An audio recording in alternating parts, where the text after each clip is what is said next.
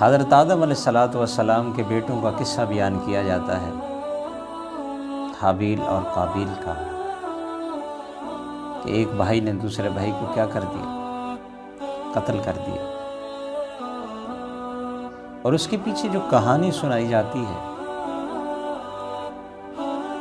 کہ جو صبح بہن پیدا ہوتی تھی اس کا دوسرے بھائی کے ساتھ نکاح ہوتا تھا، جو شام کو ہوتی تھی اس کا نکاح صبح والے سے ہوتا تھا، تو ان دو بھائیوں کا اختلاف ہو گیا۔ جو اس کے ساتھ پیدا ہوئی وہ خوبصورت تھی، جو اس کے ساتھ پیدا ہوئی وہ کیا تھی؟ جو دوسرے بھائی کے ساتھ پیدا ہوئی وہ بدصورت تھی۔ لہٰذا ایک بھائی نے، قابیل نے کہا کہ میں جو ہے نا وہ دوسری بہن سے کیا کروں گا؟ نکاح کروں گا۔ تو اس لحاظ سے اختلاف ہوا، نوبت جو ہے وہ قتل تک جا پہنچی۔ یہ قصہ ہے، یہ سنایا جاتا ہے۔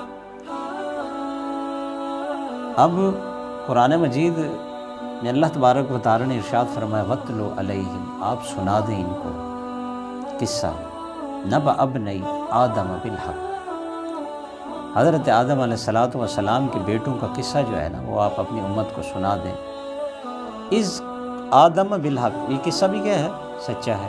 اِذْ قَرَّبَا قُرْبَانًا، جب دونوں بھائیوں نے قرب کی خاطر کیا دی؟ قربانی پیش کی، قرب حاصل کرنے کے لیے، اللہ تعالیٰ کا قرب حاصل کرنے کے لیے۔ یہ قربانی کس لیے ہے؟ اللہ تعالیٰ کا قرب حاصل کرنے کے لیے۔ یہاں کوئی وہ ذکر ہے ہی نہیں کہ یہ قربانی جو دی جا رہی تھی وہ ان دو لڑکی کے لیے تھی، نکاح کے لیے تھی، ایسی کوئی کہانی قرآن مجید میں اللہ تبارک و تعالیٰ نے جس کے ساتھ حق لگایا بیان نہیں فرمایا۔ ہاں یہ بتایا کہ وہ جو دو بھائی اپنی قربانیاں پیش کر رہے تھے وہ قربا کس کے لیے تھی؟ قرب کے لیے تھی۔ وہ قربانیاں قرب کے لیے تھی، قربانا فتقبل من احدہما، اللہ تعالیٰ کے قرب اور بزرگی حاصل کرنے کے لیے یہ قربانیاں پیش کی جا رہی تھی، نہ کہ کسی عورت کے لیے۔ یہ کہانی پیچھے لگائی گئی ہے بسا اوقات۔ اصل میں ہوا یہ ہے، اسرائیلی روایات کو ہم نے لیا، اسرائیلی روایت کو ہم نے ساتھ لگا دیا۔ جیسا کہ خطبہ حضرات آپ سنیں گے قربانی کے موقع پر جب بیان کرتے ہیں کہ حضرت ابراہیم علیہ السلام نے خواب دیکھا، اللہ تعالیٰ نے کہا کہ کوئی پیاری چیز میرے راستے میں کیا کرے؟ قربان کرے۔ پھر اٹھ کر صبح کیا کیا؟ جانور کی قربانیاں دے دی۔ پھر صبح ہوئی، پھر وہی خواب دیکھا، پھر حضرت ابراہیم علیہ السلام نے اونٹوں کی قربانی دے دی۔ اسی طرح پھر خواب دیکھا، اللہ تعالیٰ نے خواب کو پیاری چیز میرے راستے میں کیا کرو؟ ذبح کرو، صدقہ کرو۔ تب جا کر ان کو سمجھ آیا کہ وہ حضرت اسماعیل علیہ السلام۔ ایسی کوئی کہانی نہیں۔ قرآن مجید میں اللہ تبارک و تعالی نے ارشاد فرمایا، حضرت ابراہیم کہہ رہے ہیں انی ارا فی المنام، اے بیٹا جان میں نے خواب میں دیکھا ہے، انی ارا فی المنام، میں نے خواب دیکھا ہے نیند کے اندر، انی اذبحک، میں آپ کو کیا کرتا ہوں؟ ذبح کرتا ہوں، فانظر ماذا تری، آپ کی کیا رائے؟ اب آگے دیکھیے، حضرت اسماعیل علیہ السلام کہہ رہے افعل ما تؤمر، آپ وہ کر گزرے ہیں جس کا آپ کو کیا ملا ہے؟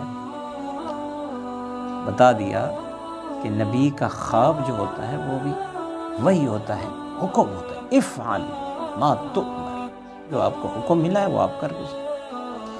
اب وہ جو پیچھے قصے کہانیاں سنائی گئیں اس میں حضرت ابراہیم علیہ السلام کی توہین ہوتی ہے۔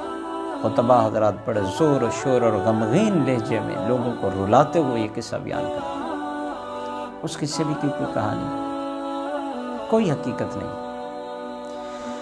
اسی طرح حضرت ایوب علیہ السلام کے پاس وَاذْكُرْ عَبْدَنَا ایوب، کہا خطبہ کہتے ہیں جی ان کے جسم سے کیڑے نکلتے تھے، پھر حضرت ایوب ان کیڑوں کو اٹھا کر اپنے ان زخموں پر رکھتے تھے، کہتے تھے آپ کا رزق یہاں ہے، ان کو کھا لیں۔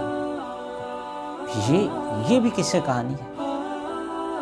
جسم سے کیڑوں کا نکلنا عیب ہے، اور نبی جو ہوتا ہے وہ ہر عیب سے کیا ہوتا ہے، تکلیف میں ضرور تھی، لیکن ایسا نہیں تھا جیسا کہ خطبہ حضرات لوگوں کو غمگین کرنے کے لیے اپنی طرف سے جو قصے کہانیاں پیش کرتے ہیں، یہ انداز ٹھیک نہیں۔ اسی طرح یہاں بھی یہ قصے کہانی بیان کی گئی کہ اس طرح ہوا جی اس طرح ہوا، حالانکہ روایات کے اندر ہے۔ اب جو روایات ہیں جو پیچھے بیان ہو چکی ہیں، اگر وہ قرآن مجید کے معنی اور مطالب سے نہیں ملتی تو چھوڑ دیں، ضروری تو نہیں ہے نا آپ لوگوں کو بتائیں کہ اس کا مطلب یہ تھا۔ اللہ تبارک و تعالیٰ نے ارشاد فرمایا اذ قربا قربانا، جتنا اللہ نے قصہ سنایا ہے آپ کو اتنا ہی سنا دیں آپ لوگوں کو۔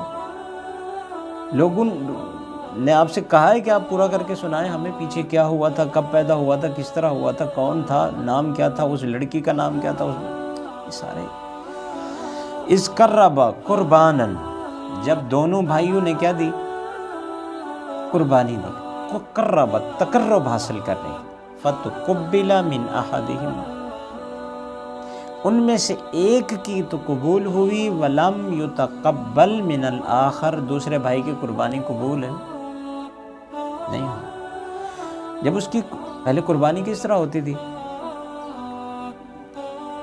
جو رکھا کرتے تھے نا چیز صدقہ کرتے تھے، وہ پہاڑ کے اوپر یا کسی جگہ اونچی جگہ پر رکھ دیا جاتا تھا، تو اوپر سے بجلی آتی تھی، آگ آتی تھی، وہ جس کو جلا دیتی اس کا صدقہ قبول، جس کو نہیں جلایا آگ نے اس کا صدقہ قبول نہیں ہوا۔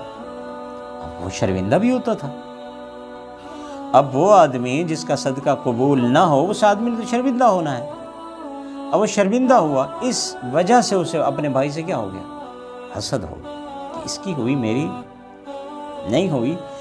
اب وہ کہنے لگا قال لأقتلنک، میں تجھے قتل کروں، اس لیے یہ تقبل اللہ، بھائی کہنے لگا کس لیے، اس نے کہا کہ تیری قربانی قبول، دیکھو قتل کی مین وجہ کیا بن رہی ہے کہ تمہاری قربانی قبول ہوئی ہے، میری قربانی قبول ہے، قتل کی مین وجہ کیا ہے، یہ یہاں ہے قرآن مجید میں اللہ تعالیٰ نے بیان کر دیا، آپ کو کیا ضرورت ہے کہ آپ اس کہانی کے ساتھ ملانے، یتقبل اللہ من المتقین۔